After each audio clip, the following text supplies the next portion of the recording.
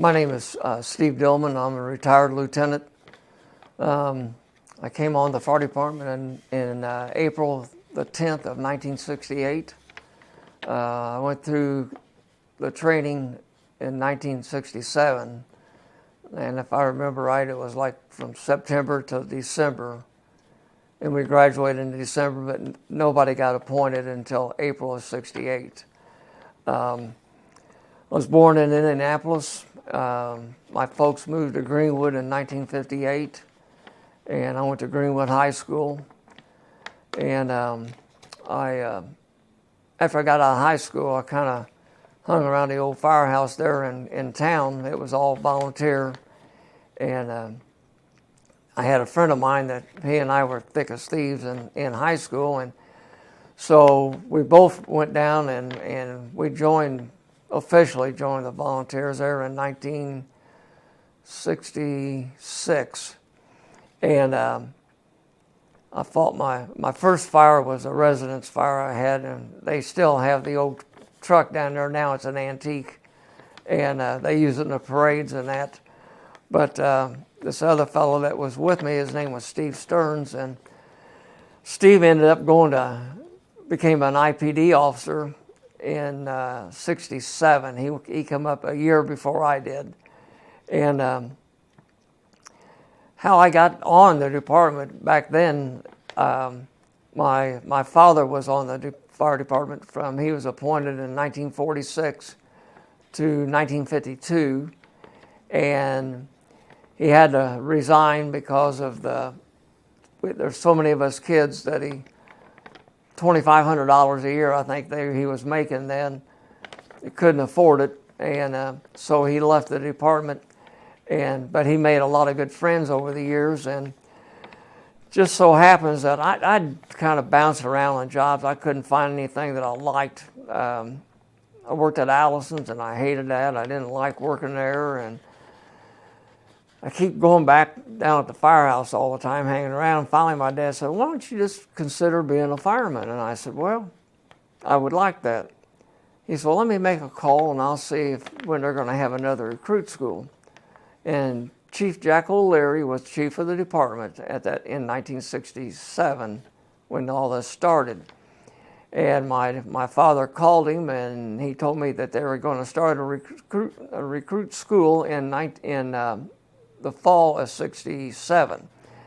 And so he told me to get down to headquarters that day and get the application and just sit there and fill it out and turn it in. He said, because there's not time to do anything else. So I hightailed it down to the headquarters there on New York Street and filled out the paperwork, and I was in the next class. That's how easy it was back in. If I had to go through today what the kids are going through, I don't know if I could make it or not. But so I started my recruit school, I believe it was in August or September, and we graduated in December of '67, but nobody out of the class got appointed until April. And I was appointed to the department April the 10th of 1968. And I was a sub then. I only subbed for about a year and a half. And at that time, they were building Interstate 65 through the downtown area. And we had, I was at the 17s. Well, wait a minute. I was at the 19s to begin. That was my first day on the job. I never had a run. I just couldn't believe I didn't get a run at all my first day. And but I had a bunch of friends at the 17s, and I used to stop in there. When I was going through recruit school, they had a day class and a night class. And I went to school at night because I worked full time during the daytime. And so I'd always stop at the 17s when the C shift was working. And they had a bunch of guys there that I knew really well. I mean, and my folks owned a furniture business back in those days in Greenwood, and Jim Purley and John Noon were both firefighters, and they were at the 17s. And so they would call me. You had to live in the city limits. And I used my grandparents' address back then, and I got by with it. And they lived right by Sacred Heart on South Meridian Street.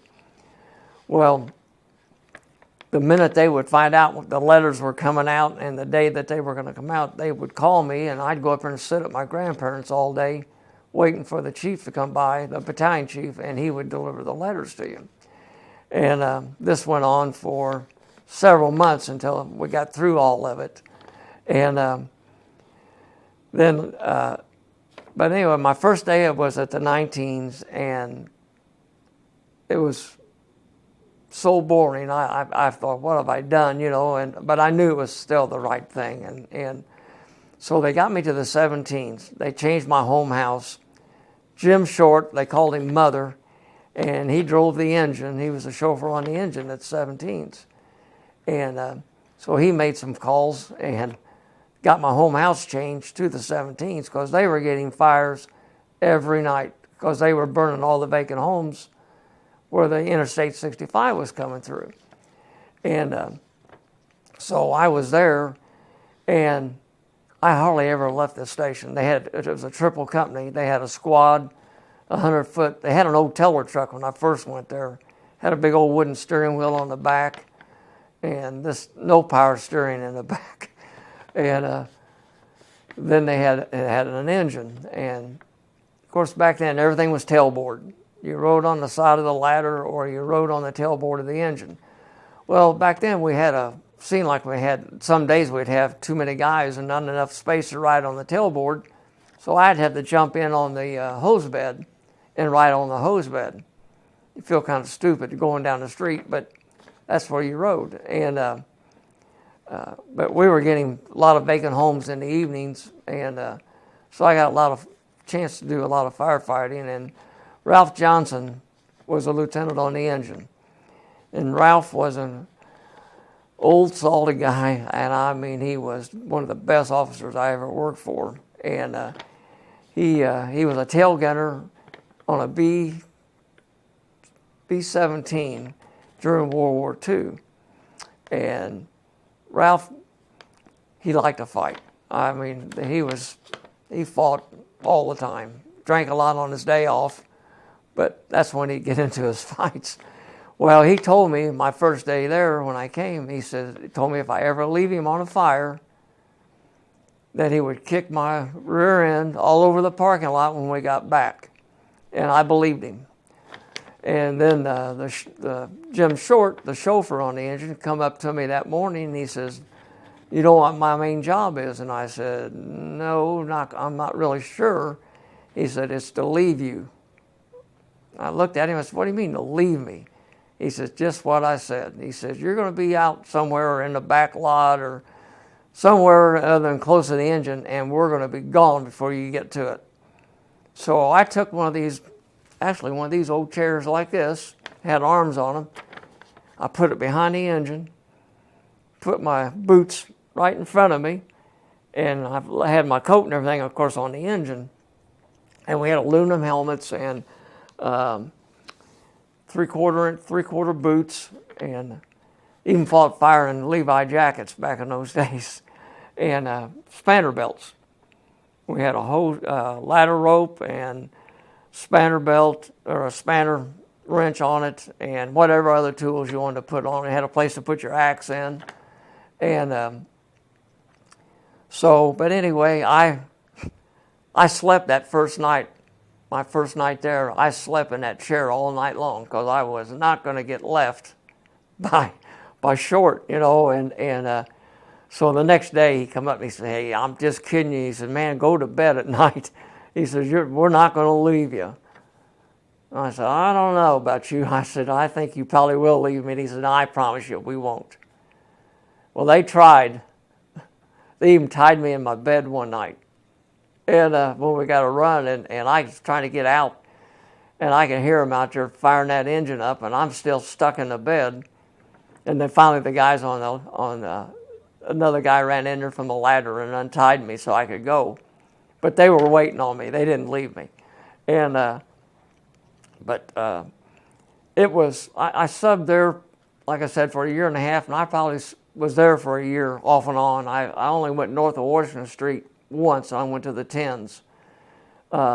Back then, I did a lot of mechanical work.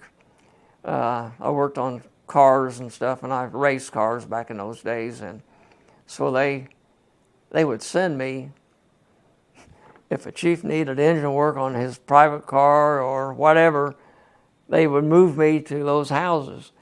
Well, payback was I got to stay at the 17s. And so we, like I said, I spent majority of my subbing days there. We had, it was, the firehouse now it's closed, but it's I think it's a park ranger station. And it's just south of Eli Lilly's on Madison Avenue. And there was, subbing in those days was really a lot of fun. I mean, I had one guy there, his name was Alan Waxman, and Alan was always threatening to a sub, you get painted.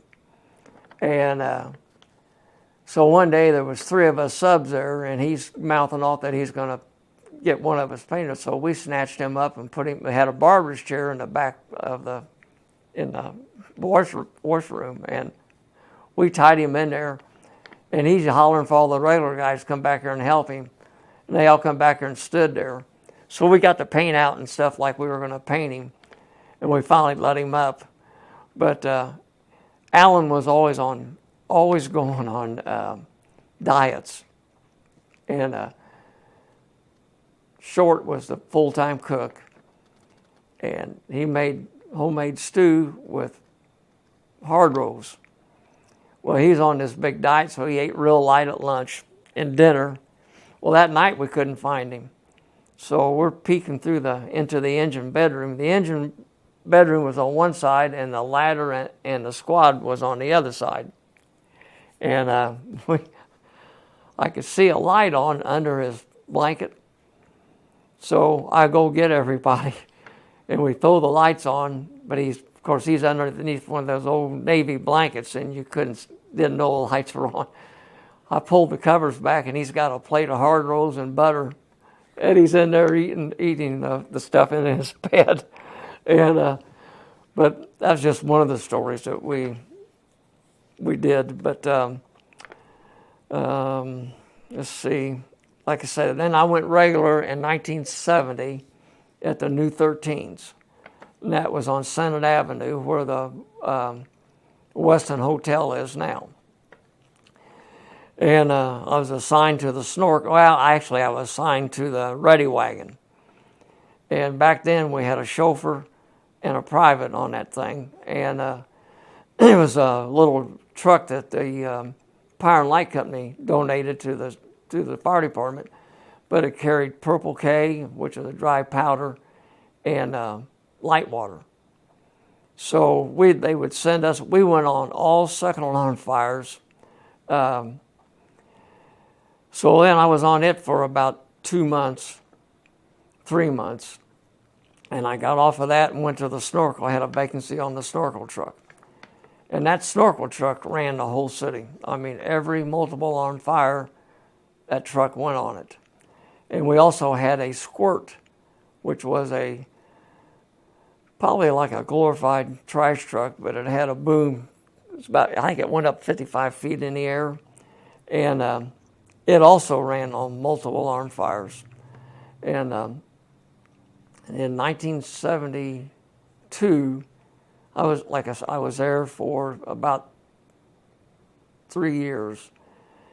But in 72, we used to get a lot of runs to the Hilton Hotel.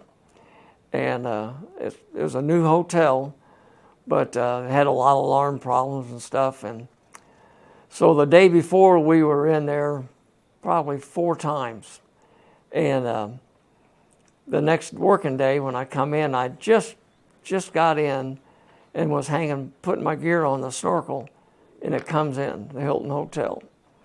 And it's still dark outside. So we stand up in the back and we're getting dressed, and we turn onto Ohio Street off of Senate Avenue.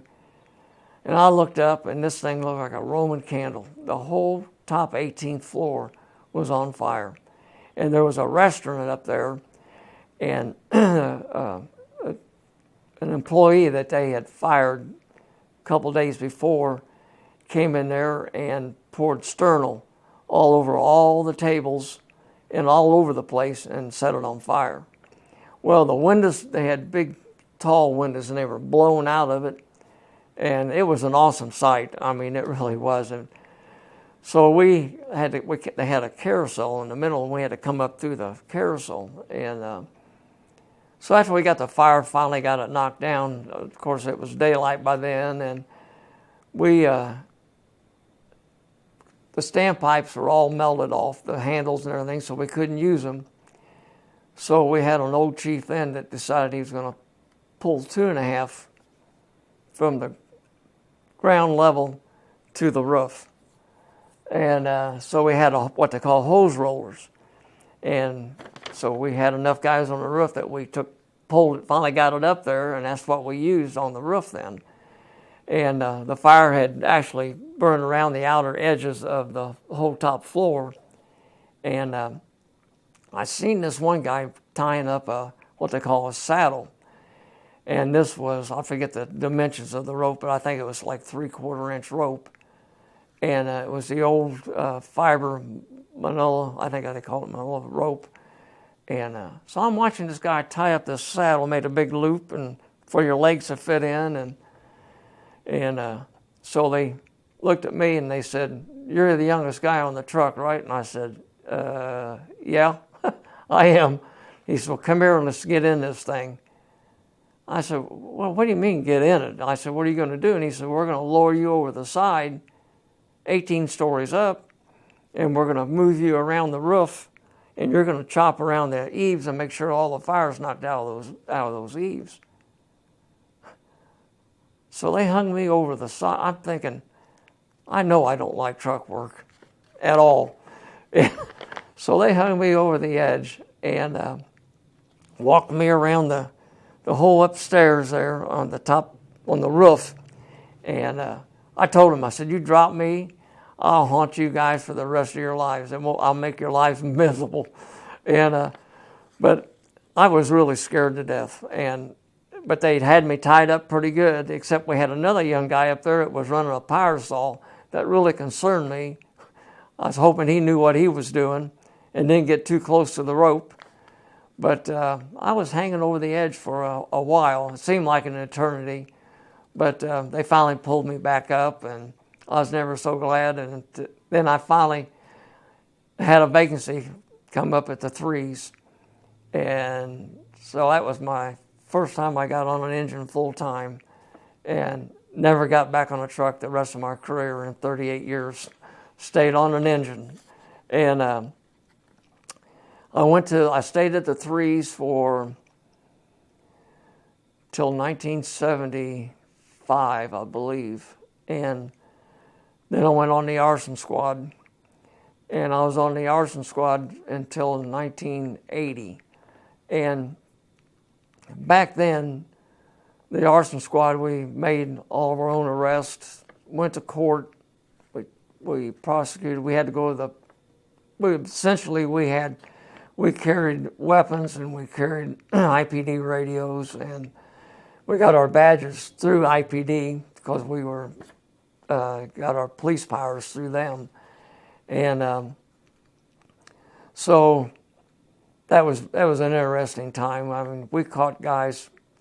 There were 6 of us, and we worked out of the 11s. We worked 24-hour shifts, just like everybody else. And there was Eddie Rogers and Larry Lane on the B shift, and Jim Fitzwater and a guy named Williams was on the A shift, and Herb Miller and myself were partners. And we rode bikes a lot of times. They were burning vacant houses at night. Well, they'd see our cars and stuff, and they would hightail it. So we got the idea of riding bikes. So we rode bikes up in the north, near north neighborhoods at night, and but we caught one guy in an attic. There was 4 of us guys, Lane and Eddie Rogers. We could hear him in the attic, so we pushed open the scuttle hole, and they threw the lights on him, and he's up there. He's got about 7 gallons of plastic gallons of gas in the attic, and so we told him to come out, and so Rogers and Herb Miller got him, and they sentenced him to, if I remember right, like 7 years, and but they were burning vacant houses every night in these neighborhoods, and usually they were ones that would have scheduled for demolition.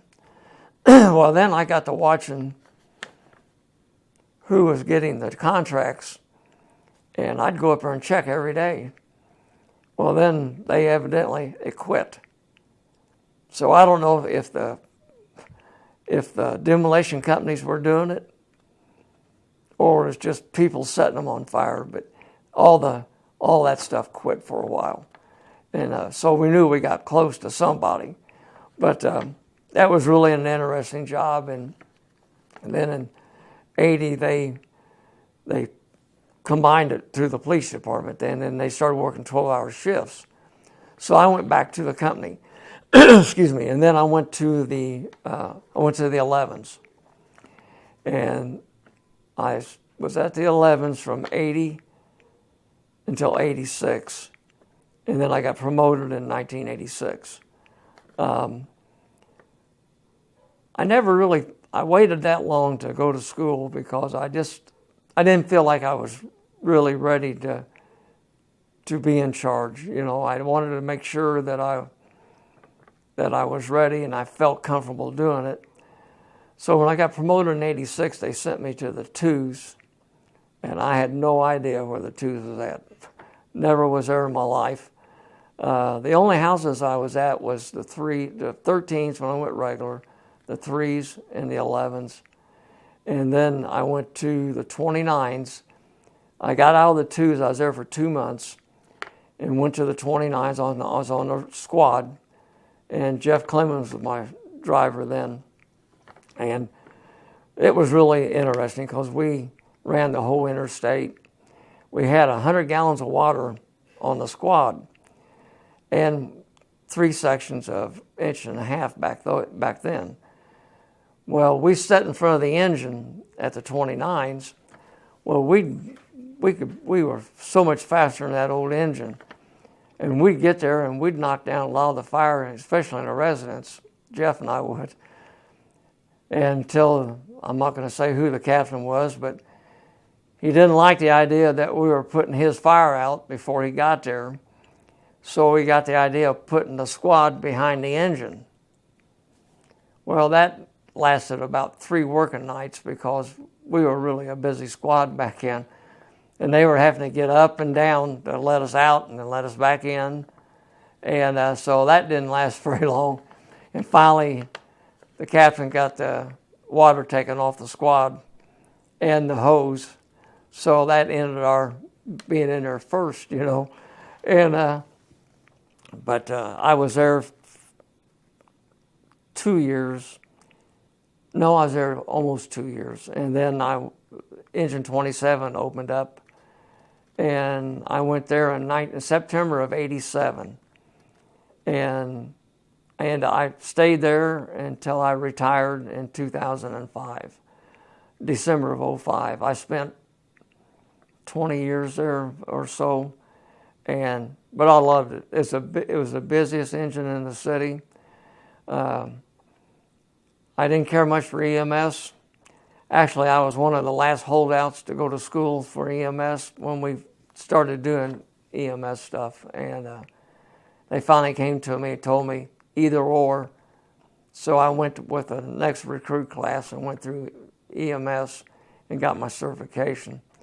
And but at the 27s, it was a good trade-off for the EMS, but we fought a lot of fire. We got a lot of fire over there.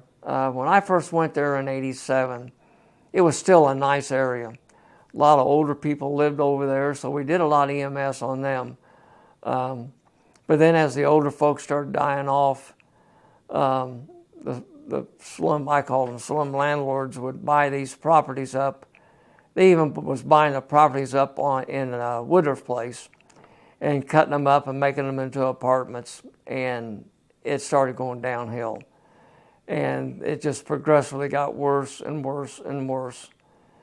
Every night, I mean, we get a lot of trauma over there, which made the EMS a lot more bearable.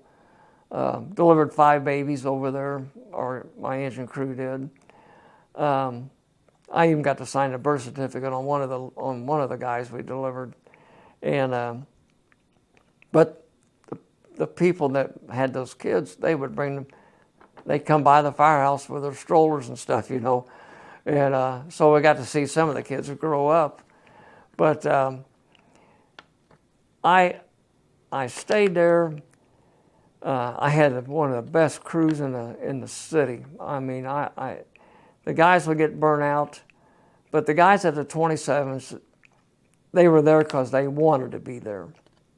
And I had a lot of practical jokers, and I usually was the receiving end, but I kind of expected that. But you got to take everything with a grain of salt and laugh with it. If it made you mad, then you've lost, because they're going to make it worse. So Joe Galbo and Frank Lemons were my first 2 on the back step, and Skip Forsythe was my chauffeur. And Skip and I were together the whole time I was there. I mean, he never left. A lot of times the guys on the back step would switch to the truck to get away, to get away and slow down a little bit. But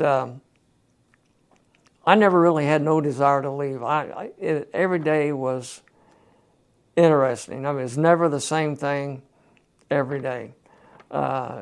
It's just different. Every day was different. And between the practical jokers and all the runs that we had, I made it so we all had a good time. I never had to tell them anything because they were such good firemen that I've seen Joe rescue a little kid out of a burning house one day. Frank Lemons was also a good firefighter, and he did a lot of construction work, but this guy could build anything. And one day he was making crown molding for an old house that he was redoing out of plaster. And I've never seen it done. I was kind of amazed. I watched him, and that house was covered with plaster dust. I mean, it was a mess. So we stayed up half the night cleaning up after him, and it wasn't good enough because when the captain come in the next day, he had a little talk with me and told me I had to do something about my men. I told him, I'd always tell, as Bob McLean, I always tell Bob, I said, Bob, I'll take care of it. That was my standard thing I'd tell him every day. And he was really not that bad a guy. But then we played a lot of jokes on the A shift when they come, before they got in the next day. But it was a lot of fun. We fought a lot of fire over there. We rescued a lot of people over there. I don't know. One time I tried to remember after I retired just how many people that we actually did rescue, and in those times I could think of at least 9 to 10 people that just our shift had rescued. Any of them stick out? Yeah, one in particular was it was on North Ewing, and we originally that morning I wanted to give my backsteppers a break, so I put Phil Keebler. Phil was a paramedic, so I put him on the truck, and the officer on the truck was off that day. So I moved him to the truck and brought the other, and my chauffeur was off that day. So I brought John Gregory up. John come up and was driving. And I had two subs. I had Reed Latimer and I can't remember the other sub's name now, who it was. But we get dispatched on a residence fire in the 1300 block of North Ewing. Well, Ewing is a one-way street south. And we always would run those one-way streets coming south. We'd run them off of Olney and then cut across 11 or 12 or 13th Street to go east. And so that day I thought, well, it's 9:30 in the morning, and we'll just run Ewing the wrong way. No, there's no traffic, and so I had John turn it north on Ewing Street, which is really out of the norm for us. And we're going north on Ewing, and we're in about the 11 or 1200 block of Ewing, and John locks the brakes up on the engine because we're going to almost 1400 block of Ewing. And he hollers for me to look, and I look over there, and there's a house that is got fire coming out of the windows. Seen a lady carrying a small child out the front door, and a guy had dove out the side window. But we seen a little kid standing in one of the front windows, and he disappeared. So we grabbed the 1 3/4 off of the back and just used the tank. And so we went in the front door, and I had Reed went to the right, and I took the hose line and went in and was keeping the fire in the back of the house. And you couldn't see, couldn't see anything, couldn't find him. And then I heard Reed holler that he had him. And this little kid, he was about, I think he was about 3, but he had got in underneath a blanket. And he was trying to get away from the heat, I guess, but Reed grabbed him up, and he wasn't breathing. And Reed carried him out to the front door. Well, just the way things worked out, Phil was driving the aerial, so he was just finishing getting dressed and had ran up there just in time when Reed brought the little boy out. So they ran him back to the truck, and Phil got all of his stuff, his paramedic stuff off, and revived this kid in the front yard. Well, people were amazed how fast we got there, but not knowing that we were dispatched to another address. If we hadn't ran Olney, if we'd ran Olney, we'd have went to 13th Street and cut across, and we'd have missed it completely. And you talk about God putting you in the right place at the right time. This is one instance that definitely happened, and because that little kid would have never made it. By the time they dispatched another company there, and just a chain of events. Well, about a couple of weeks later, this lady come up to the front door, the black lady, and asked us if we were the shift that was on Ewing, and I said, yes, we are. And she says, could you have him come out here? It was in the summertime, the door was up. So we all come out front there, and she went down and thanked every one of us and had the little boy with her. And she kissed every one of the guys on the cheek, and talking about needing a Happy Meal. When we got done, when she finished and walked away, everybody was pretty teary, and you don't think about the chain of events that had happened and how it happened, but that's one that really stood out. All of us remembered that one. And then we, on Coiner Avenue one night, we rescued an older man and his wife, and her their son was about 30 years old, but he was living upstairs. Well, the fire evidently started upstairs, but he got down, but he left all the doors open, and it built up a lot of heat, and I crawled into the kitchen, and the lady was slumped over a walker, and I grabbed her up and got her into the hallway, and then the kitchen lit up, I mean, right behind us. And again, right place, right time. And but we rescued all three of those folks that night. And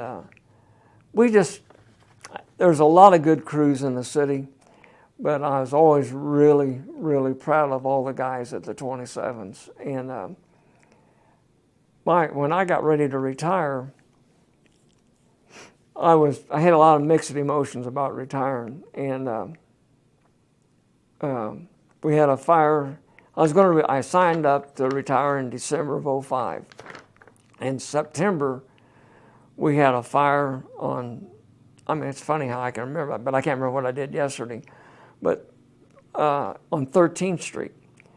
And it was about 6 o'clock, 5:30 or 6 o'clock in the morning. And we tried going through, the fire was all in the front of the house. And the neighbors all screaming that there was a guy trapped in the back bedroom. And Jim McCormick was the officer on our ladder. And so I helped boost Jim through the window, and you couldn't get through the back door. They had barricaded, they'd put washer and dryer and stuff in front of the back door, so we couldn't get in. So we went through the window, and somebody grabbed me and helped me get into the room with him.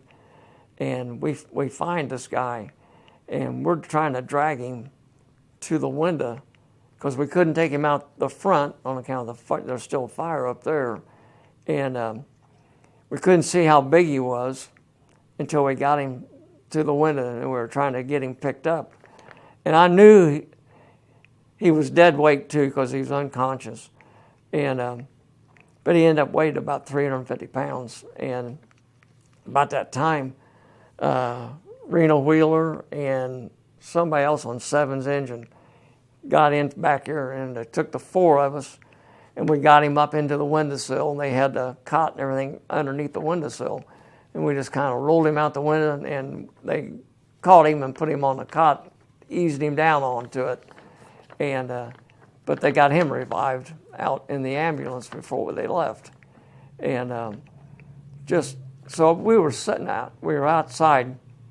I was sitting in the yard, took my mask off and stuff, and I'm thinking, okay, I guess it is time to retire, because I was completely exhausted.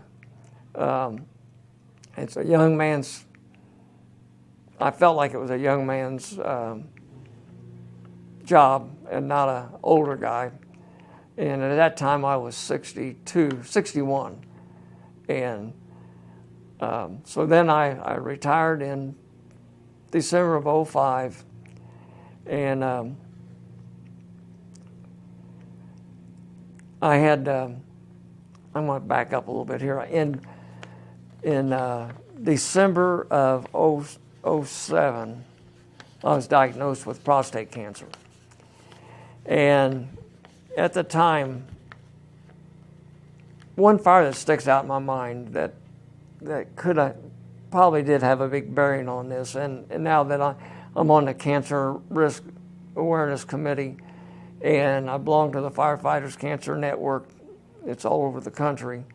And but this fire we had was at the corner of New Jersey and Washington Street. And it was an old warehouse that was there. And we had a bank in the city then called American Fletcher National Bank.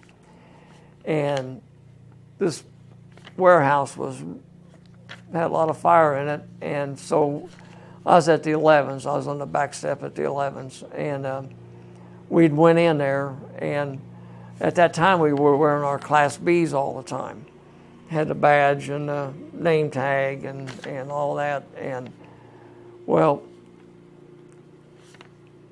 air got low, and I went outside to get another tank. And the minute I got out into fresh air, every place that, and the other guys experienced the same thing, all of us were burning underneath our armpits, the crotch area, any place that we were sweating profusely, neck, everything was on just, I mean, it was really burning us. And so I took a booster line and stuck it in my night pants. And that's how bad I was hurting. And so after the fire we were done, when we were taking our coats and stuff off, we all were looking at each other. Our badges, anything that was silver had turned black. Just turned up black. Our belt buckles, the silver coins in my pocket, dimes and nickels, were black. Come to find out that they stored microfiche. A lot of guys don't know. I tell them microfiche. They don't even know what I'm talking about, the young guys. But I just tell them it's a prelude of computers back in the day, and that's how they kept all their records on microfiche. Well, they stored all their records in this warehouse, and they put them in these boxes that were treated with some kind of chemical to protect them. And so when they found out years later that this fire was putting off a toxin, it was formaldehyde. And formaldehyde is one of the big, it will cause prostate cancer. And so out of that fire, years down the road, there was probably, I think there's 7 of us that come down with prostate cancer later on in our careers. And they caught my prostate cancer on our wellness. And in 1 year, my PSA numbers had doubled, so they biopsied me just to be on the safe side, and it came back positive. Well, I had it removed in February of '02, and then everything went well. And then after I retired in April, well, my PSA started going back up again in '07. So they were just watching me to see how much it went. It got all the way up to like 14. And so they did radiation on my prostate bed. So I had 37 treatments of radiation on my prostate bed because they figured I had the old style surgery, what they call radical, I was 6 months too early for the Da Vinci style, which is the robotic style. And they had, so I was going through all these radiation treatments, and while I was going through these, every time I'd lay down, I'd start coughing. And this was towards the tail end of my treatments. So, and this went on for a couple days, and just every time I'd lay down, and home too, I would start coughing. Well, I was shaving in the bathroom one morning, getting ready to go get my treatments. So I shut the light off in the bathroom and took a flashlight and looked at my throat, and I could see it. It was growing out from my right side of my tonsils here, and it was touching my epiglottis, which was making me cough.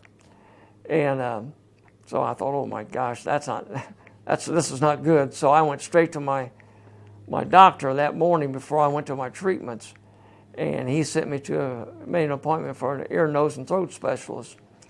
And I was 65 years old then, and I've never smoked in my life. I don't drink, and I don't chew anything.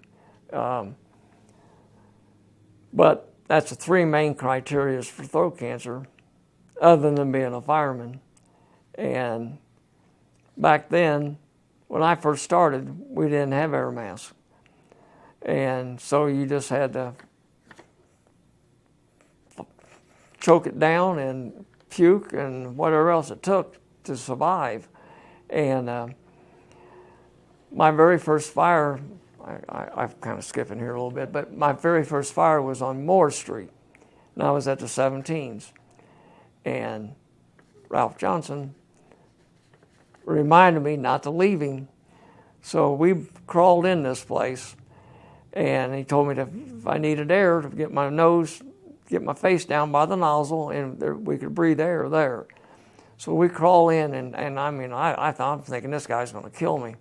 I'm gagging and puking and carrying on, and he says, "You go ahead and go outside and get some air, but get yourself back in here." In other words, but get back in here. He was a little more explicit, and so I did. I followed the line back out and come back in, and but later on, after we got done, he told me, he said, "I wasn't going to let you leave."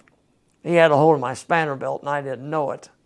So he was making sure that I was not going to leave him, But I didn't. And I think that's one of the main reasons why they kept me there, because not to pat myself on the back, but I love being in there, and he taught me an awful lot. And when he died later on of cancer too, he had a terrible death. I mean, he had lung cancer, and back then he was as black as the carpet in here, and where they radiated him through his shoulders and stuff. I mean, it looked like just burnt meat. It was horrible back in. And this was probably in the late 70s, or maybe early 80s, late 70s, and but. Back to my throat, I ended up, like I said, I had throat cancer. And I thought this was the end. I mean, I survived the first one, and now I got a second one, and no connection between either one of them. 2 different types of cancer. And so I went through 38 treatments of radiation. I'd come in every morning, and I would sit in. I had to have a port put in, and I convinced them not to put a feeding tube in me. I could get through it without a feeding tube. Big mistake. But I made it through all the treatments, and there was a guy in front of me going through it too, and every day I could see him. He was getting more burnt every day. And towards the end, I mean, he was a mess. And luckily, I'm dark complected, so it kind of helped. And I was burnt, and it was sore to touch, but it wasn't blistered like some of the other guys I see in there.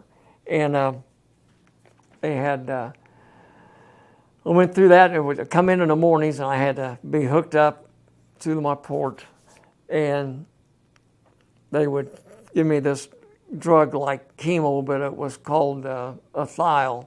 It helped protect my saliva glands, but it still made you very nauseated and everything every day. And so they'd run all this nausea medicine through me. I'd get that 3 days a week, but I was going every day, 5 days a week through this.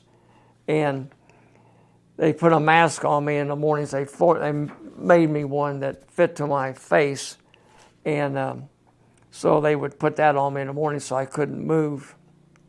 And I had went through all the treatments, and everything turned out good. I mean, my throat cancer is in full remission now, and but I contribute that also to the fact that no air mask when I first came on, and then when we did get them, if you put one on, the old guys ate you alive, so you didn't wear one. Then I think we got the first ones in the 70s, but nobody wore them. You just didn't wear them, and we didn't know anything about cancer. You're young, you're dumb, you're invincible. Nothing's going to happen to you, and ended up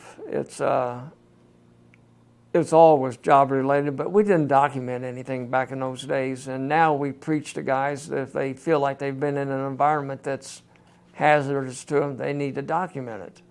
And this way they'll have documentation to go fall back on. And so as I was going through these treatments, well, at the end, I couldn't swallow. Could not swallow my own spit. It was so bad. My throat was all blistered inside. And so they ended up having to put this feeding tube in because I was all the way, I went from 220 down to 160. And so they put this feeding tube in, and that enabled me to eat. And so they had to pour that down my stomach every day. My wife did, and I kept that in. I finished my treatments in end of October, and then I got the feeding tube in November, and I had it in until after the first of that year, and I finally got them to where they could take it out.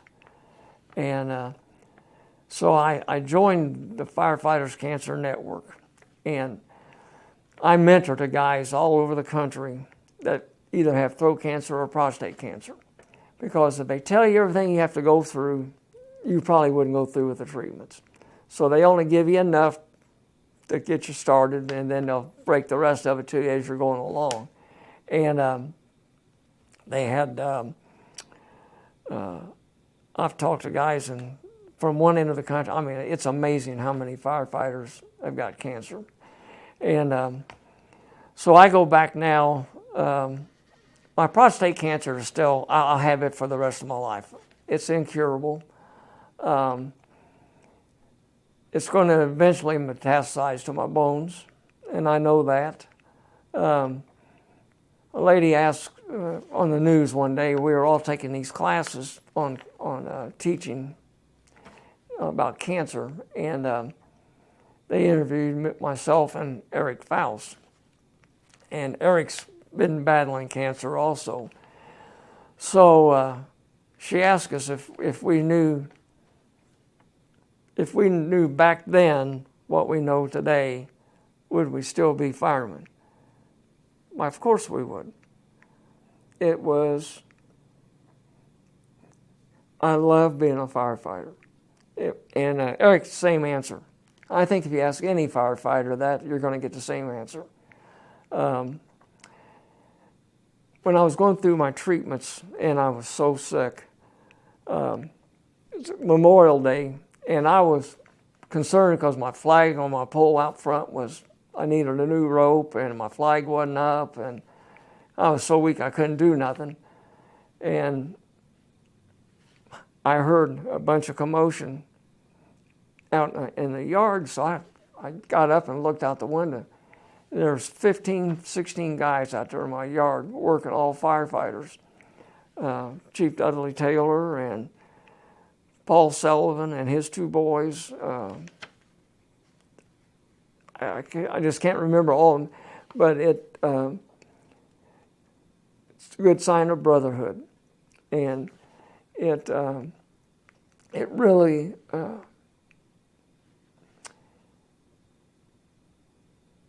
it was just touching. And when you got cancer, I know I get more emotional than what I used to be. And there was, I couldn't thank these guys enough for what they've done. That's one thing that worries me with the new kids that have come on. I hope they understand the brotherhood of this job. And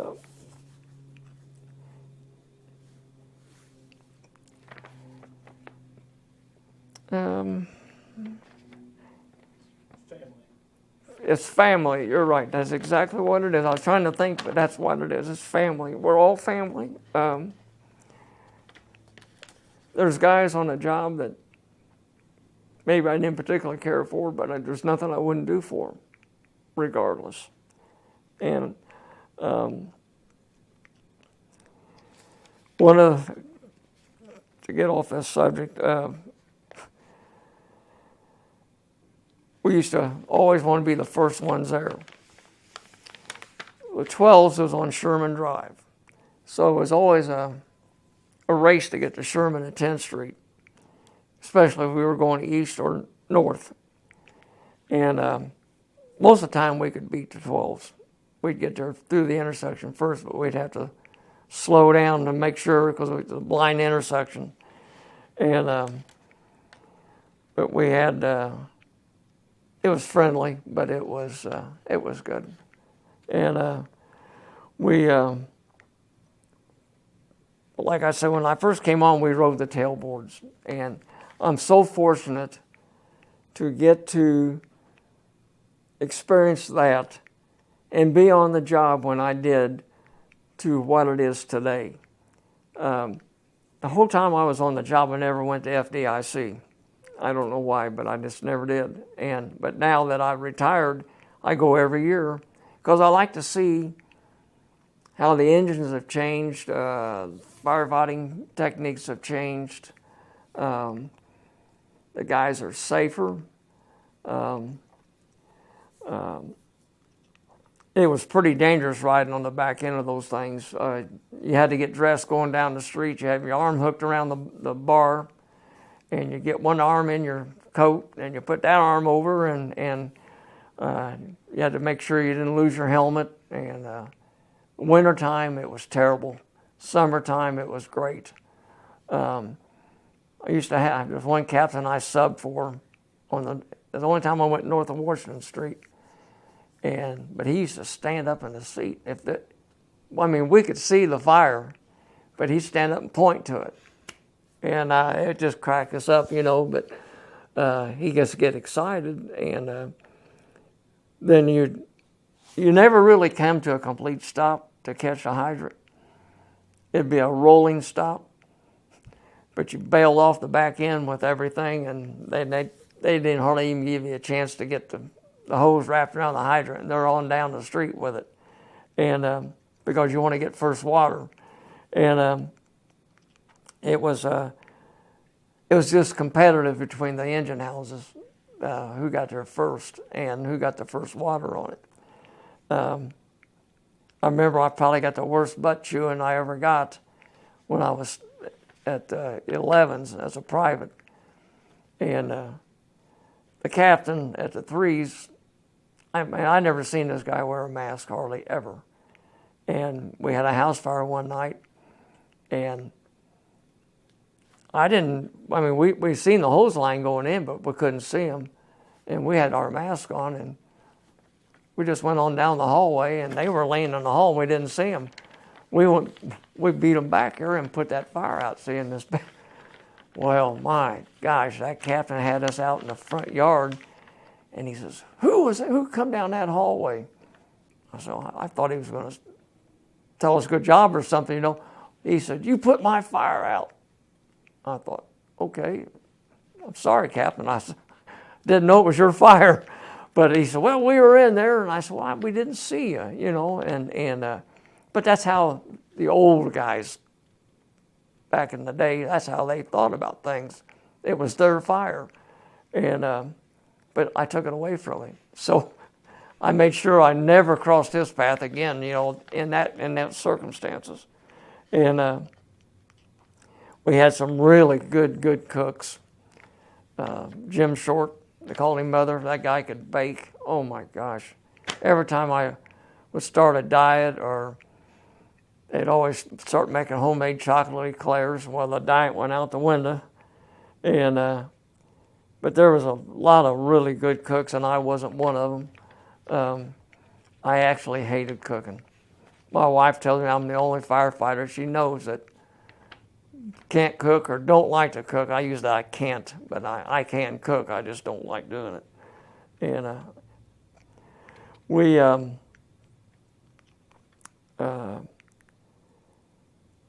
see here. IFD's always been a really aggressive department, and we took pride in that. That we didn't stand outside, that we got inside and went to the seat of the fire. When I was at the 27s, I lost my radio one night we had 3 houses going, and it was in the dead of winter. Everything was freezing, and I wrote up an official report that I'd lost my radio. Well, I'm not going to. The guy that was over the communication center called me the next day and told me I was going to pay for that radio. So I told him, I said, well, good luck. I said, because I'm not paying for it. And so I come down and talk to the union. He said, don't worry about it. You're not going to have to pay for that radio. I said, if I'd lost it in being negligent, I would pay for it. But I was just doing my job, and it got knocked out of my pocket or whatever. I don't know how I lost it, but it was gone. And he said, well, do you have any idea where it's at? I said, yeah, I do. I said, it's in that middle house. And when it thaws out in the spring, you might be able to find it. And that was the last I ever heard about it. But he was dead set on making me pay for that radio. And but just like our fire gear, I mentioned that we had our fire coats when I first came on it almost looked like a raincoat. I mean, but that's all we had. Then when we first got our clothing allowances, we had to buy our own gear. So then that's when they come out we had black stuff with the yellow stripes. And then we had our bunker pants was the first. And I remember one night they were pretty expensive stuff to buy. And this was in the wintertime, and I was up on the second floor, but there's an outside stairs. And I'd come out to get some air, and I was going to go down and get another air tank. Well, I didn't realize that the steps were all froze over, and I made the first step on there, and down I went, and I rode the tank down on my back all the way down. Well, it numbed my back, and I couldn't feel my legs. So they were going to cut my night pants off. I just bought these things like maybe a month before. And I said, oh no, don't cut them pants off. I said, you get them off of me, so cut them suspenders, but don't cut them night pants up. So I made them take my boots off, and they slid them night pants off of me.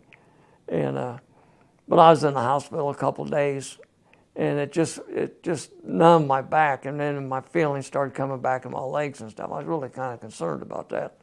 And but probably over the years, I was hospitalized probably, I'm just guessing, maybe 4 times. I can honestly say that I told them guys at the 27th, my main goal is to make sure you go home in the morning. And I said, you got to go home to your families and your kids. And I in my career, I never had anybody hurt other than myself, and which it was better to me than them. And but I had a great career. It's really a rewarding job. Probably the most tragic day that sticks out in my mind is we had a fire. I was at the 11s, and it was I can't remember the name of the street, but it was just east of Woodruff Place.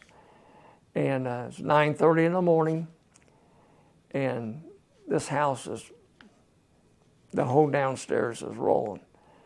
And there's 3 kids trapped in there. And there were 2 brothers and a cousin. There was 2 5-year-olds and a 4-year-old. And we were trying to get in the downstairs, and every time we get close to being able to get in, the fire would drive us back again. And so we finally got in, and we were first in. And when we finally got in the place, the staircasing was burnt out. And so I remembered I had yelled at somebody to hoist me over the burnout section and get me up to the 2nd floor. And so when I got up there, I was crawling down the hall, and I missed the first kid. Did not feel him. I couldn't see anything, but I couldn't feel him. And I found the second one. He was on down the hallway, and I got him to a window and handed him out. And Sevens come up the front and laddered the front, and they found that one kid got to the window, was laying right at the bottom of the windowsill. And then they come up behind me, got the other one. So we had all three of these kids out in the street. I think it was on Tecumseh. And we all were doing CPR on them, and we lost all three of them. And the babysitter had fell asleep, and they had one of these old gas space heaters in there that she said that it had a couple of there's windows, glass across the front of it. Some of those were missing, and she said that she caught one of them trying to put newspaper in it, like the day before. But she's asleep at 9:30 in the morning, and these kids are on their own. And they felt like that they had probably got that paper on fire, then panicked and threw it into the closet and ran upstairs. And so it was really probably one of my saddest days on the job. And then I was on Squad 29, and we lost 3 kids one morning, almost the same thing. And but then you got to remember the ones that you do get. And some of them you don't ever forget the kids. Adults, you learn how to deal with it. But children, you just don't. You see your own kids, that's what happens. And I've got 5 kids. The oldest one's 51 now. And then my youngest one is 36. And so I've got them pretty good, 2 different families. And but they're none of them are firemen. My one boy went through the process and made it all the way to the end. And at that time, we had a chief that didn't like having firemen's kids on the job. And so he was supposed to be in the second class, and he threw the second class out. And so he didn't want to go through the whole thing again. It took almost a year then. And but my oldest son, he was a firefighter at Greenwood, and he still works down there, but he works for IU Health, and but anyway, after I retired and went through my cancers, Greenwood called me. Of course, Greenwood is a full-time department now, and they backfill with part-time guys. And so they called me and asked me if I would help with the retirees to get them organized. So yeah, I'm not doing anything. Yeah, I'd like to do that. And since I live in Greenwood, I thought, well, that'd be a good thing to give back to them. And so I went to the first meeting, and the chief came and was talking about the guys that work 12 hours or 24-hour shifts. So driving home, I'm thinking, I'm going to look into this. At that time, I was 65 then, or 66. And but anyway, they hired me. And they said, we can't hire you as an officer. I said, that's fine with me. I said, just let me ride the back end. I said, I didn't think I'd ever have the opportunity to be on a fire truck again. And so I worked for them I started out at 12-hour shifts during the day. So my wife was okay with that. Then about a month into that, I decided the fires were at night. So I said, okay, I'm going to start working 24-hour shifts like I used to.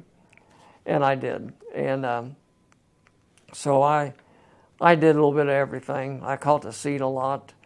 They were just in the process of getting some guys promoted to lieutenants and captains. And the dispatchers down there unbeknownst to me, they had a bet how long it would take me to say engine 27 instead of their engine number. And one night we'd had several runs, and we were backing in, and I marked in service as engine 27. And I could hear them all laughing in the background, and the guys on the engine were laughing. And so that was a big joke. And but I caught the seat quite a bit down there, and I remember one day we were, of course you do a little bit of everything down there, and we were out on the ice, snowing like crazy, and we're in wetsuits and stuff, and they're practicing rescuing you off the ice and everything.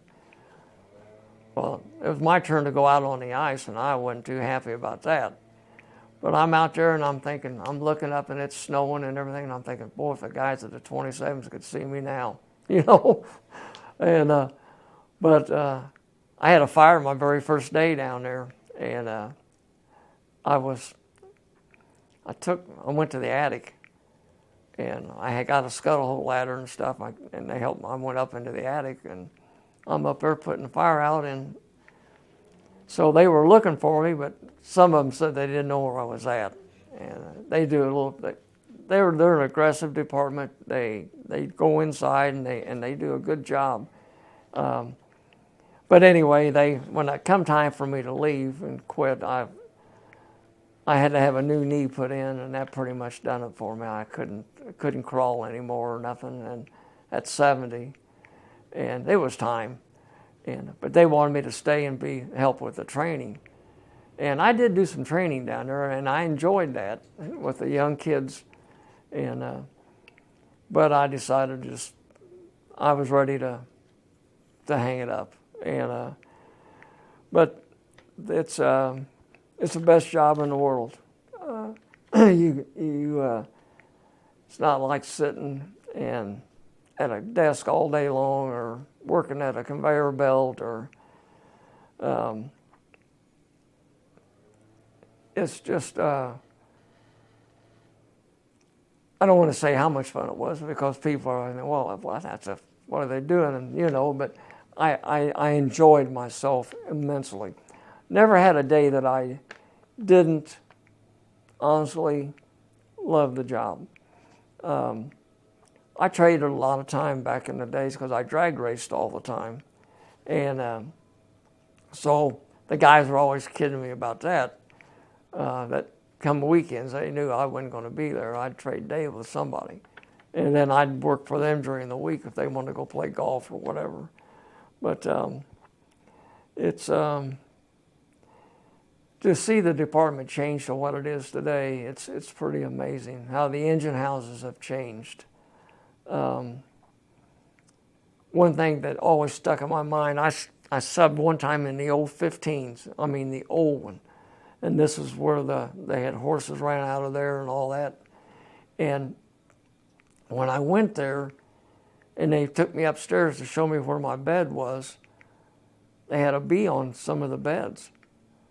And I asked him, I said, what's the deal with that? And he said, that's where the blacks sleep. I said, you gotta be kidding me.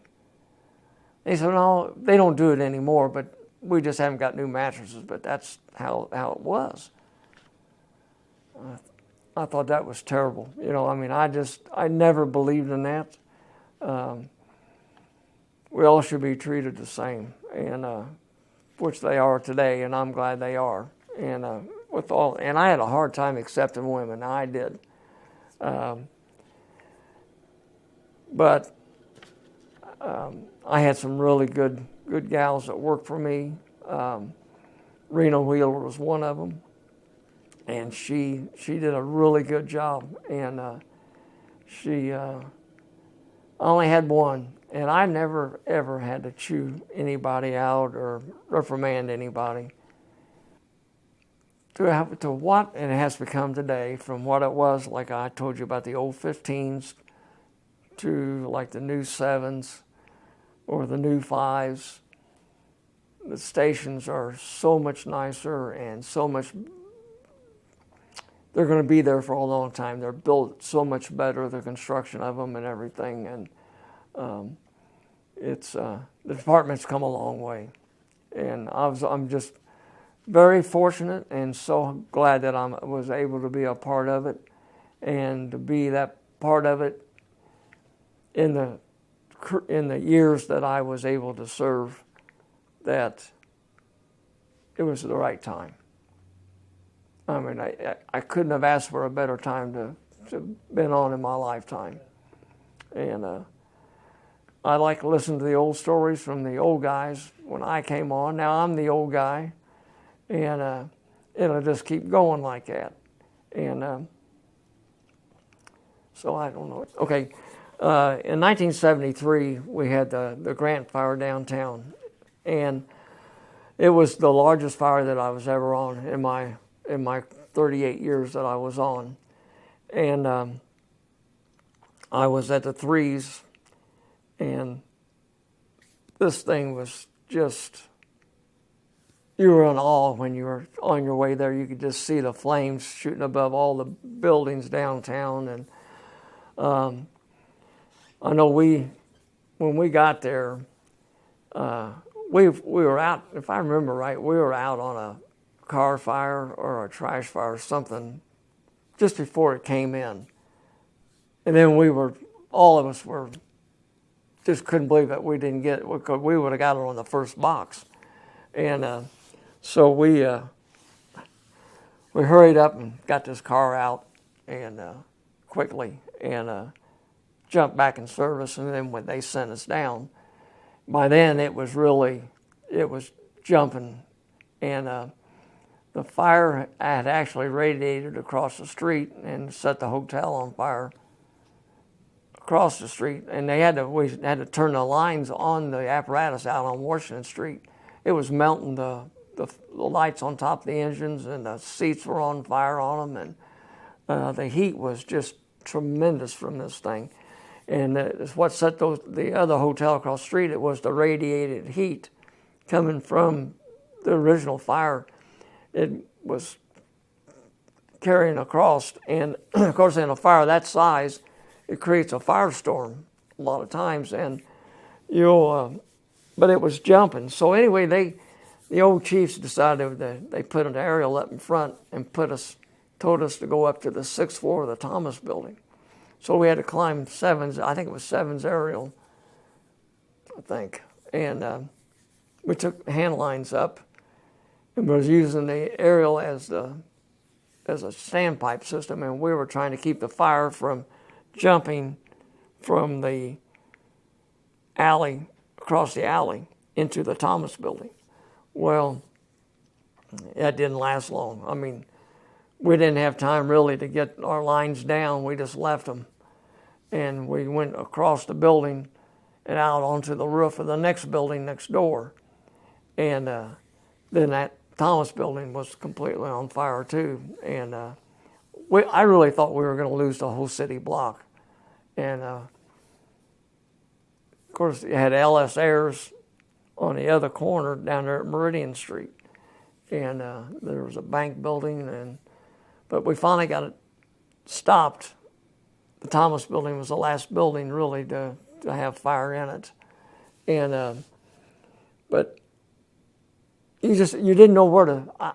I would hate to have been a battalion chief back then, because you just have to be overwhelmed trying to get everybody in place and to do their job. And pretty soon the guys were doing a lot of things on their own, because you had to do it.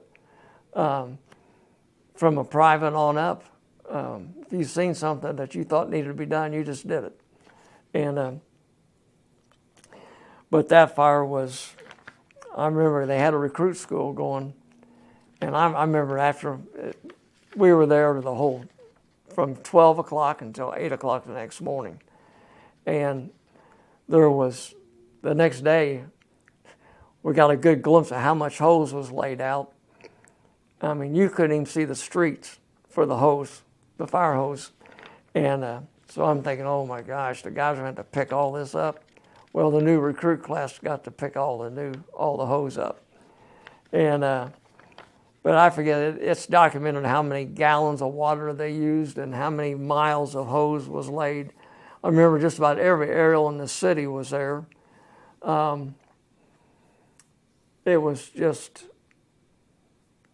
and the dispatchers, I don't know how those guys did it. I mean, back then they had what they called game well, and usually they were retired chauffeurs that knew the city. I mean, those guys didn't even need to look at maps. They knew who to send and all that. And I think there was 2 or 3 of them and it was at the old Sevens, and it was on the, let's see, what is it? New Jersey side, I think it is. And they dispatched out a room probably about half the size of this room, maybe a little even smaller. But then to listen to the audio part of that is pretty tremendous, and how they were handling all this and all the phone calls that they were getting. But that fire was,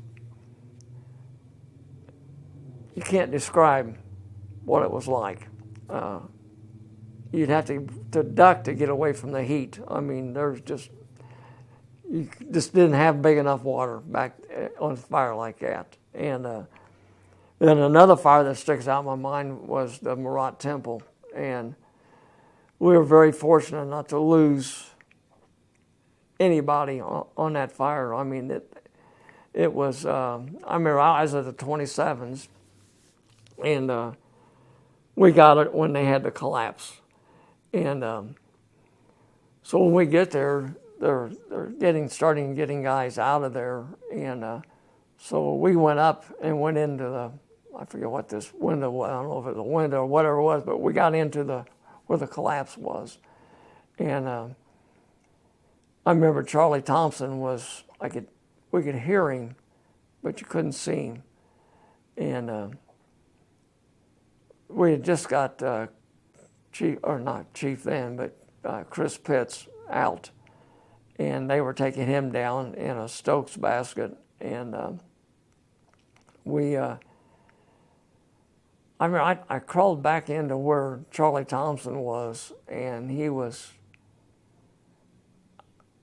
I mean, it was just terrible to see him in that position, and he was bent over I think it was a roof support, a truss, and then he had one pinned across his back, and we didn't know if it was going to fall again or if more of it was going to fall, but I stayed with him until we was able to get him out. And but it was almost like you had to work your way through a maze in order to get guys out. And you get one guy out, it gave you room to get somebody else out. And I to this day, I can't remember how many guys that we actually got out of there. But just the good Lord was looking over them that day, and we could have lost quite a few guys. And it was really a heart-wrenching thing to see.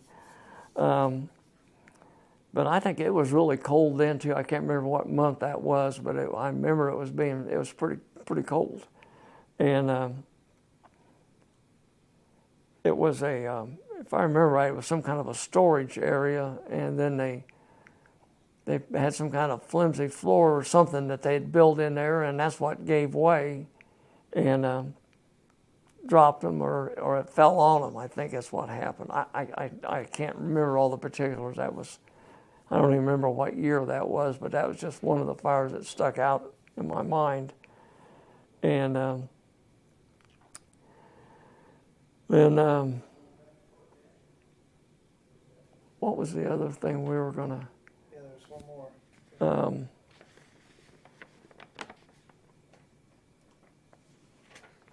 Is it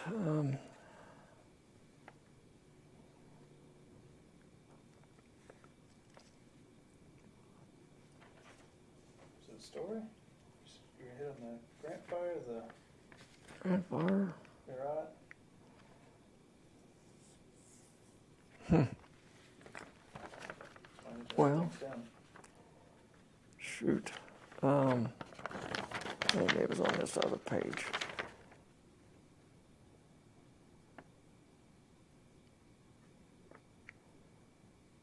Oh, I know it was. 2 fires on your last day. Oh, with it. You're right.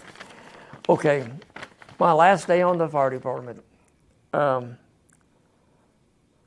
got into the station that morning, and first thing the Centrex rings, and we had to take the engine to the shops.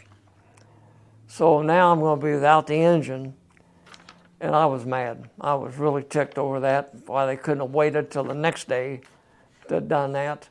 And they were going to service it, so they gave us a van.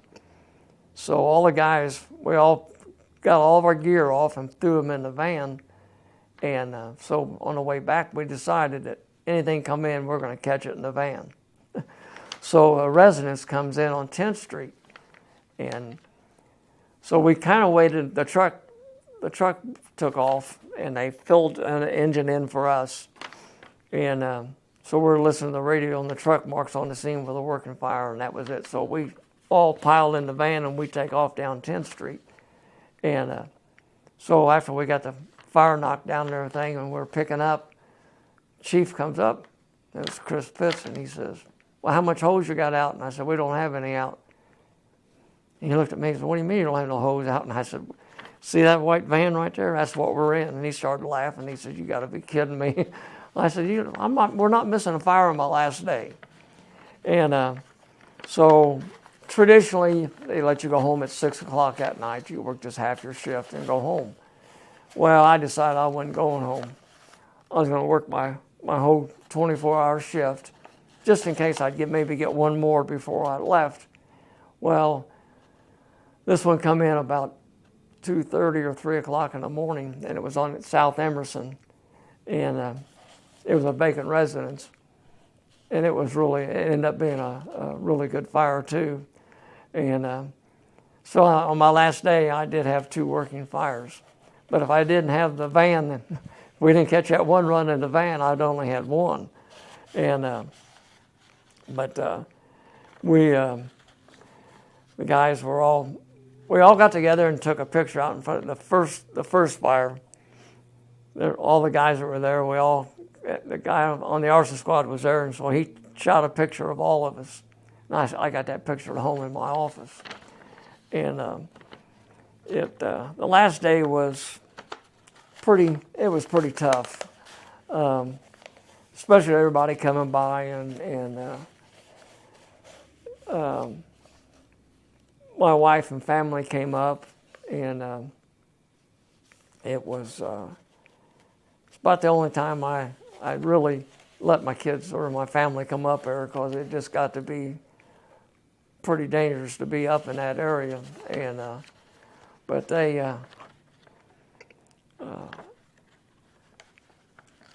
at that time, when I left that morning, I knew that I thought I made a mistake. And but it's too late. They won't take you back. And in December of 2005, there was 53 of us retired, if I remember right. There was a large group of us. And my friend that was on the arson squad, this Ed Rogers, Ed was a tremendous person. And we all got together. We retired in December, and we all went out to dinner in January. All the guys that was on the original arson squad together. And we had a really good time that night. And then about another couple of weeks, Ed was diagnosed with cancer of the pancreas. And Ed was a car guy. He had a Studebaker Advani. And myself and Chief Reno and Jeff Bowden. And the day that I went and got it, I took my trailer because I had a winch, And unbeknownst to Ed, he had no idea. This is when he was diagnosed and going through his treatments, and he was real, real sick. It was just before FDIC. And we drug his car out. The brakes were all froze up on it and everything. And we took it down to Doug's house. And we got it. Doug had built a lift in his new garage he built, so it was perfect. And so the three of us guys worked on that thing for a better part of a couple of weeks. And we got it running. I took care of the engine, and each guy got a job that we were doing. It had mice and rats in they got into the car, and chewed up some of the wiring, and it was a pretty much a mess. I've been sitting for like 8 years in this garage. So we were trying to get it ready to give it to him at FDIC on the Friday night of the pumper pull. And so we got it all done, and I drove it down to FDIC. The guys went and picked him up in a motorhome, one of the guys' motorhome. And so he thought he was just coming down to visit everybody, and they got him out and put him in his wheelchair. And then I come around the corner in his car. And the look on his face was priceless. It was, but anyway, I told him, he just couldn't believe that we'd done this and got his car running and everything. And we knew that this is what he had planned on doing when he retired. And he told him, I said, I'll take you for a ride. And he said, I'm not riding with you. He said, I know how you drive. He said, you drive them race cars? He said, you're not going to scare me to death. So he let Doug take him for a ride. And so we took him around. Doug took him around and let him ride in it, and then brought him back. And he stayed at FDIC that night down at the pumper pull until he got tired. And so Ed lived up on Kessler Boulevard. So I told the guys, I said, I'll be waiting up for you. I'll be waiting on the interstate for you. I'll be off to the side, and I see you coming. I said, put him on the driver's side behind on the couch, and then have the window open so he can hear it. So I seen him coming, so I pulled out, and luckily there was not hardly any traffic for some reason. It was late Friday evening, and it was still daylight just a little bit. And so I pulled out there and I slowed the car way down. It was a 4-speed car, so I slowed it way down and waiting on them to catch up with me. So I could see him looking out the window. So of course, I rev the motor up and drop the clutch on it and take off, just smoking the tires with it, they said he was smiling from ear to ear, And so we took it on home and we put it in his garage. And his wife, Jo, would take him for rides in it every day. And, of course, all of us go out and see him all the time. And he knew that time was getting near for him. And the day that he passed, it was on a Sunday, she'd asked him that morning if he'd want to go for a ride, and he said he didn't feel like it. So later that afternoon, he decided he wanted to go for a ride. So she took him for a ride again, and then he passed away that night. And she still has the car. And but he only he survived until May. I think it was May that he passed. And no justice. He was such a great individual, and everybody loved him, and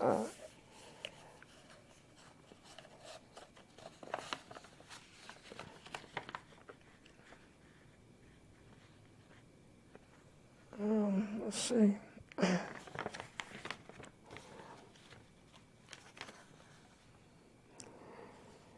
We you see a lot of really bad things on his job. You see a lot of death, little ones. On EMS runs, we had a little child that grandmother was babysitting, and she laid her on the couch with her. And we got there, and she's holding the kid and wasn't breathing. So I took and we put her on a ironing board and was doing CPR on her and everything. We couldn't get her back. But the poor grandmother, I felt so sorry for this lady. It was just terrible, you know. And you see a lot of things that it's hard to deal with, but we would talk about it at the firehouse. And we would bounce things off each other, and that was really the best way, I think, that we dealt with it. If you couldn't deal with it, you couldn't do this job. And but you got to look at the brighter side of it, and the ones that you do bring back, and the ones that you do save. You'll never forget the ones you lose, but you think about the ones that you did give them a second chance. And kind of like soldiers who've gone through battle together. Yes, it's the same thing. They can't tell you. They can't describe it to you. Yeah. There's no way, but they can look at each other and be like, Yeah. "We know." Yeah, we Yep. know. It's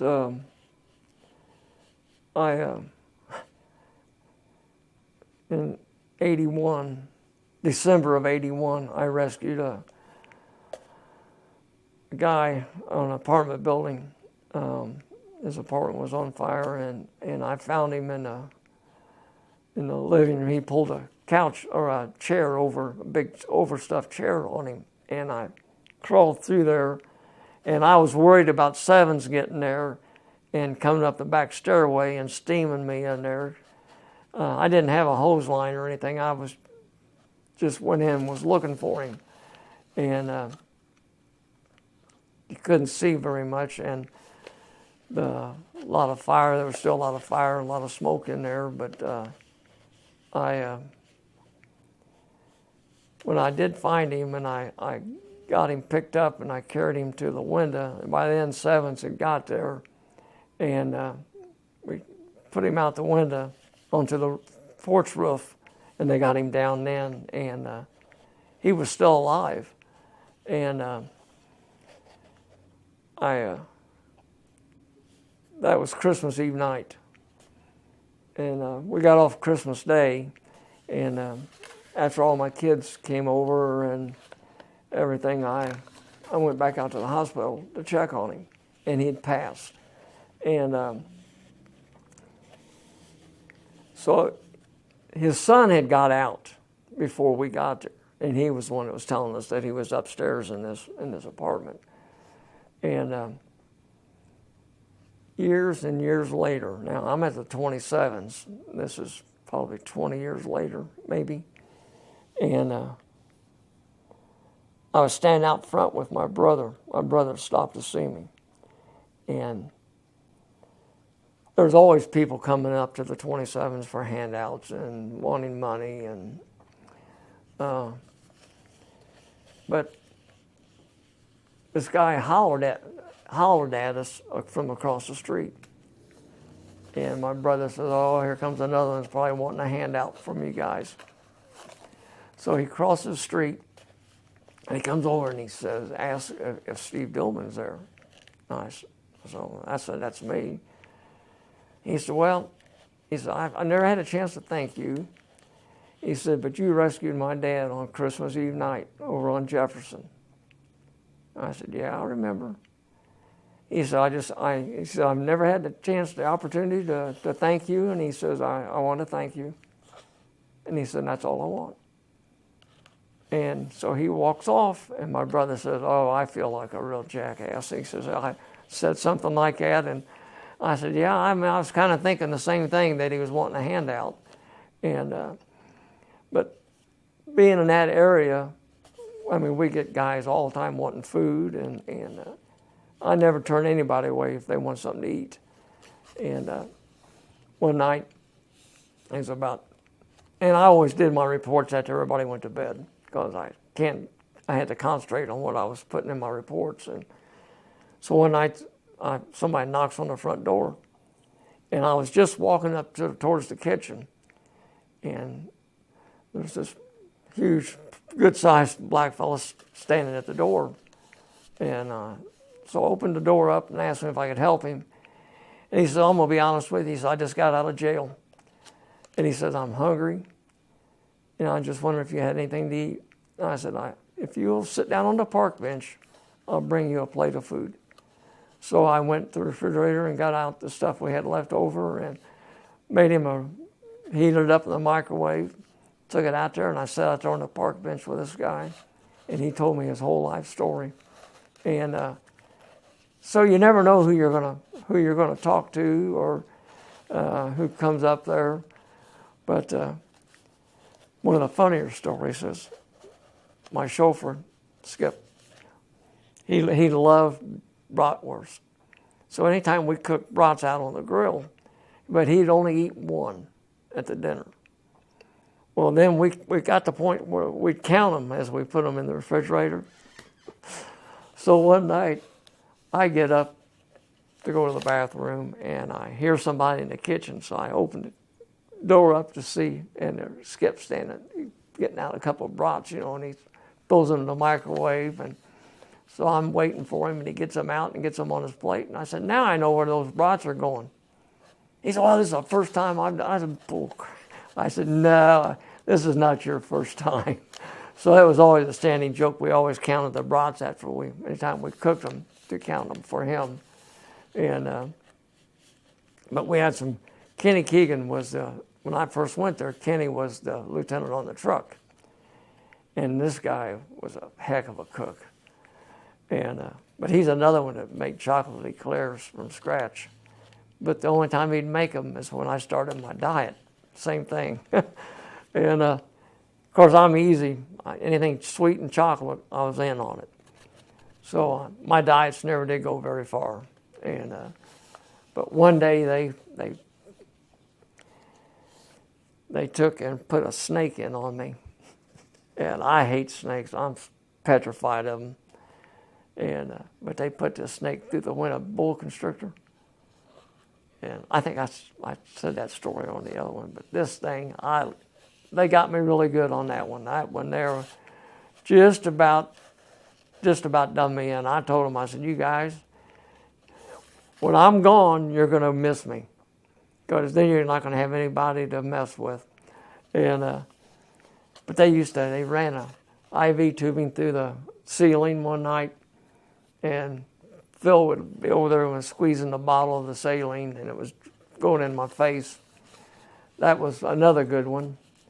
And then they'd take, and at night, they would take fishing line and take the rubber gloves, and they'd tie it on there, and they'd put that rubber glove above the sun visor. So when I opened the door up to get in the cab, that thing would come flying out, and I'm ducking and everything, and that was one of Galbo's favorite tricks.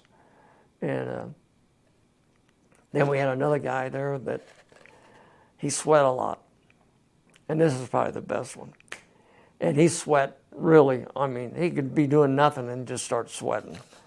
Well, they floured his bed. And they floured it really heavy. And unbeknownst to me, I didn't know they'd done it. So we get a run about 2:30 or 3 o'clock in the morning, an EMS run. And I'm getting up into the cab, and I look back, and he's standing there, and he's white, just pasty, he's messed. And I couldn't keep from laughing. I get up in the cab, and we put the headphones on. He said, what are you laughing about? I said, oh, nothing, not a thing. So we get to where we were going, and we get on the scene, and he's in the house, and the people are looking at him like, what's wrong with this guy? Well, this lady's finally, she says, what's wrong with your skin? He said, nothing. He said, why? And she said, well, look in the mirror. Oh, my goodness. He about come unglued. And he knew who'd done it. He hollered out his name right off the bat, but he was on the truck at night. So we got back, and they turn the lights on in the bedroom. Threaten each other, over that deal, but nothing ever happened. But it was funny, though. I mean, he took it pretty good after he calmed down. And one night he bought a brand new wheelbarrow, brought it into the station, and he put it all together and everything. And I seen him; he was taking it out to put in the bed of his truck. I said, "Well, don't do that." I said, "It'll be gone in the morning if you do that." I said, "Don't do that." So he left it in the engine house. Well, we get a run. They broke in the station while we were gone, took his wheelbarrow and our TV and put it in a wheelbarrow. Took it down the street. So he lost his wheelbarrow and we lost the TV that night. But yeah, I miss it. I still go up and have lunch with the guys. I'll go up probably. I try to go at least once a month. Go up there and I'll go out on runs with them, get a little fix, and then I go home. And they try to get me to catch a seat one day, and I said, "Oh man, if I caught the seat and then somebody heard me on the radio," I said, "it wouldn't be good." I said, "It probably wouldn't be a good idea." And but then they'd get an EMS run. I said, "Nah, I'll just wait till you get back." I said, "I don't care about the EMS." Now I'd go with them on fire runs, and but I enjoy going up there, and I like talking to them. And now all of us, there's quite a few of us that are retired out of there now, and we all get together about every 3 months, and we meet at Hooters down on the south side, and we eat chicken wings and drink beer in the afternoon and reminisce about all the old days, and it's hilarious. We get to laugh, and there's 7 or 8 of us, and we're all laughing because some of the stuff that happened, it was, we all agreed it was probably the best time of our lives there, all of us together. All 8 of us guys. My wife tried to get me to go somewhere slow my last 3 years. I said, "I am not leaving." I said, why would I leave and go to another station somewhere where it's slow and maybe not even get along with these guys? I mean, good possibility it could be that way. And I said, "I don't want to leave someplace that I'm happy at." I said, "No, I'm staying right here." So I stayed. I wouldn't leave. And but it's the best job in the world, and it's the most rewarding job in the world. It is the most heart-wrenching job at times. Fireman's funeral, when we lost the 2 guys at the athletic club, that was a bad day for IFD, but it ended up it changed our department and how we fight fires. It got us better protective gear. A lot of good things came from their lousy deaths that it shouldn't have been. Just a bad time. And but it's I still stay active. I still go over to Greenwood and visit with the guys over there, and and then I'm on White River Township. I'm on their fire. Basically, it's their merit board, but they call it a district board, and I've been on it for the last, I think it's my 4th year. And so I'm still connected. And then when we have a new recruit class or getting ready to have a new class, I put on a oral interview class at home. And this last one, I had like 14 kids at the house. And we did it 3 nights in a row. And I enjoy doing that, teaching them how to take a oral interview. And it makes me feel good to see a young kid that really wants it and get on. And I've got probably 4 so far that have made it all the way through and are on our department now. And that's a very rewarding deal for me. It makes me feel good to see young kids get on this job. And I've got one at she just got hired at Zionsville. Got one at Mooresville full time, and Columbus. Got one kid down at Columbus. So I have helped kids to get positions and tell them what they need to do. I've been on the oral interview boards for IFD, and it's amazing how many kids are so ill prepared for an oral interview. It's, Get hired. huh? Some of them get hired. Oh, I know it. It's, oh gosh, it's terrible. But that's kind of my life in a nutshell. I'm still really involved with our department and other departments. I teach the Cancer Awareness Committee. We go out and we teach classes. We've taught classes all over all the other different townships. I just got through, spent 3 days at Decatur, and actually I'm going to go in September to I'm not really sure what this is yet, but this guy called me and asked me if I'd go and talk about cancer and my survival and everything that I've been through. And he teaches the cancer awareness class at Decatur.